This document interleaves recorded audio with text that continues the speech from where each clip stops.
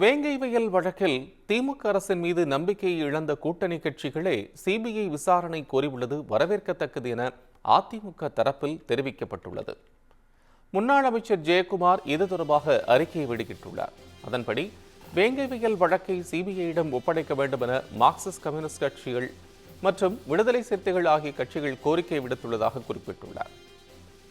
அதிமுக ஆட்சியில் காவல்துறையினர் முழு சுதந்திரத்துடன் செயல்பட்டு குற்றவாளிகளை சட்டத்தின் முன்னிறுத்தி தண்டனை பெற்று தந்தனர் என்றும், கள்ளச்சாராய வழக்கு, அண்ணாநகர் மற்றும் அண்ணா பல்கலைக்கழக மாணவி பாலியல் வழக்குகள் போன்ற பல வழக்குகளை சிபிஐ விசாரிக்க வேண்டும் என வலியுறுத்தி வருவதாகவும் தெரிவித்துள்ளார். வேங்கை வயல் வழக்கில் உண்மையான குற்றவாளிகளை கைது செய்வதற்காக சிபிஐ விசாரணை நடத்தப்பட வேண்டும் என அதிமுக வலியுறுத்துகிறது என்று தமது அறிக்கையில் ஜெயக்குமார் கூறியுள்ளார்.